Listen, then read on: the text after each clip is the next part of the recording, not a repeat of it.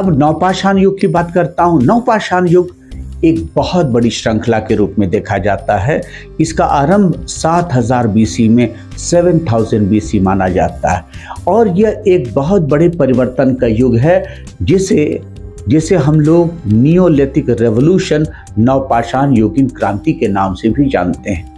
ये क्रांति इस रूप से हुई कि बड़े बड़े इतिहासकार, शोधकर्ता, खास करके गॉर्डन चाइल्ड भी कहते क्या हैं, यह बहुत बड़ा क्रांतिकारी युग था, क्योंकि इस काल से ही मानव कृषि का कार्य शुरू कर देता है। एग्रीकल्चर प्रैक्टिसेस की व्यवस्था शुरू होती है। जैसे कृषि व्यवस्था की शुरुआत होती है, मानव अब कंदराओं पहाड़ियों से हटकर अब धरती पर आ जाता है। धरती पे आने के बाद मानव क्या बन जाता है? मानव एग्रीकल्चरिस्ट भी बन जाता है, मानव कैटल रियरर भी बन जाता है, मानव संसाधन जुटाने में भी तैयार हो जाता है। और इस पीरियड का, इस युग की जो सबसे बड़ी कलाकृति विकसित होती है या तकनीकी विकास होता है, वो चक्के का निर्माण हो जाता है। यानी पोटर व्हील, कुम्हार का चाक कहा जाए। और जब कुम्हार का चाक का निर्माण होता है, उस काल से बर्तन बनने शुरू हो जाते हैं, क्राफ्ट बनने शुरू हो जाते हैं, इकोनॉमिक डेवलपमेंट शुरू हो जाता है। मानव मकानों में रहना शुरू कर देता है और पहली बार जो मकान या हाउस या घर का कॉन्सेप्ट मिलता है,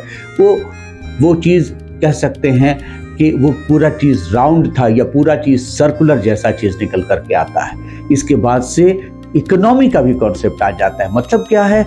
जो अन्न अब तक खेतों में पैदा किए जा रहे थे, वो अन्न या कह सकते हैं वो कहा जाता है संसाधन, वो सारी चीज़ें अब बाजार में भी बिक्री की शुरुआत हो जाती। मतलब क्या है? ट्रांसपोर्टेशन की भी व्यवस्था शुरू होती है। और पहली बार इतिहास में ये देखा जा रहा है, ये भारत ही नहीं दुनिया के संदर्भ में गाड़ी का इस्तेमाल, या कह सकते हैं बुलक कार्ट की बात करते हैं तो बुलक तो नहीं था, लेकिन हम लोग कह सकते हैं बुफेलो कार्ट हो जाता, ऊंट गाड़ी जैसी चीज़ें उस काल में चल पड़ती हैं।